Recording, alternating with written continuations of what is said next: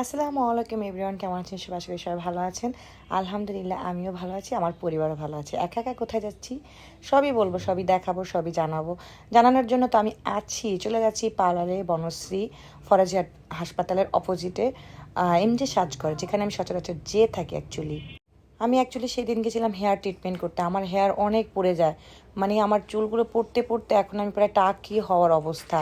আর চুল পড়ে যাওয়ার কারণে জানেন না, আমি আমার চুলই কেটে ফেলছি, মানে আমার কোমর পর্যন্ত চুল ছিল, সেই চুল আমি কাইটা অর্ধেকের অর্ধেক করে ফেলছি। তো যাই হোক, প্রথমেই ফার্স্টে আমাকে হেয়ার একটা ট্রিটমেন্ট দিল, মানে হেয়ার মাসাজ দিল। আমার এত আরাম লাগছিল, ঘুমিয়ে আইসা পড়ছিল। তারপরে আমাকে হেয়ার মাসাজ দেওয়ার পরে প্রায় 40 মিনিট আমাকে মাসাজ করলো।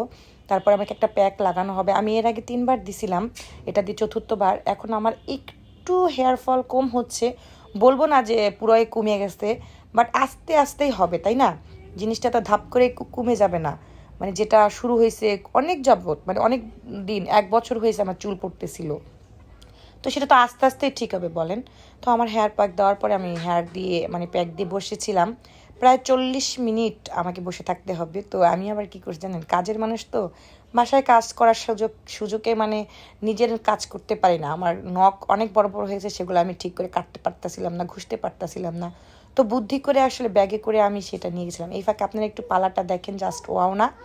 মানে ঝাড়বাতি, ফ্যান, জাস্ট ওয়াও। মানে একটা, মানে এরকম একটা স্বপ্ন থাকে না মেয়েদের, একটা বাসা হবে, এত সুন্দর হবে, গর্জেসের মতো সাজাবে, দামি দামি জিনিসপত্র কিনবে, ফার্নিচার, একদম সেই রকমই অ্যাকচুয়ালি। খুব ভালো লাগছিল, আমার খুব ভালো লাগছিল। তারপরে সে তো বের করে ফেলছি আমার নখ ঘষানি, কারণ আমার নখ এত বড় হয়েছে, বিশ্বাস করেন। বাসায় এত কাজ, তৃতীয় রোজা, আর রোজার দিনে আমার ডাবল ডাবল কাজ করতে হয়। আমার বাচ্চারা তো রোজা থাকে না, 5 বছরের বাচ্চা আর 2 বছরের বাচ্চাকে রোজা থাকতে পারে, ওদের জন্য আমার রান্না করা লাগে, মানে ডাবল ডাবল কাজ হয়ে গেছে। নিজের একদমই মানে চর্চা করতে পারি না, মানে নিজে একদমই ফিটফাট থাকতে পারি না, খুবই মানে কাজের ভিতরে রহিমের মতোই থাকা লাগে আমার, এইরকম অবস্থা। তারপর ভিডিওগুলো এডিট করতে পারি না, ভয়েস দিতে পারি না, মানে সব মিলে আর কি ছেঁড়া বেড়া।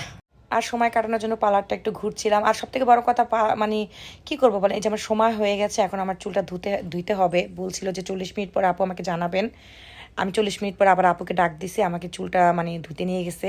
3টা মাস্ক দিছে। একটা হলো এই মুভিটা আমি দেখছি, অনেক ভালো লাগে, এটা হলিডে, অক্ষয় কুমারের মুভি, এটা তামিলটা। আমার সবগুলো মুভি ভালো লাগছে, এখানে মুভি দেখতেছিলাম। আর এখানে একটা হেয়ার মাস্ক দিছিল, এটা 5 মিনিট রাখছিলাম, 5 মিনিট আবার মুভি দেখছিলাম। এখানে আপুরাও মুভি দেখতেছে। তারপর ওইটা ধুয়ে আবার একটা মানে হেয়ার মাস্ক দিছে 20 মিনিট, এটা জাস্ট ওয়াও। 10 থেকে 15 দিন আপনার চুল সিল্কি থাকবে। মুভিটা দেখে আমি হেসেই দিলাম।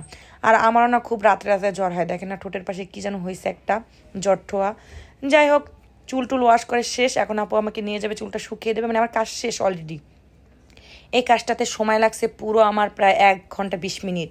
ওই যে হেয়ার মাস্ক দিয়ে ডাক্তার, এগুলো আমি জিজ্ঞেস করছি, এগুলো নাকি অয়েল মাসাজের সময় এগুলো নাকি শরীর দিয়ে মাসাজ করে। আমি বলছি আমাকে একবার দিয়ে দেবেন। অবশ্যই আপু, আপনি আসবেন আবার, তখন দিয়ে দেবো। আমার চুলটা এত সুন্দর লাগছিল, কিন্তু আমি তার পরের দিনই কিন্তু চুল রিবন্ডিং করে ফেলছিলাম।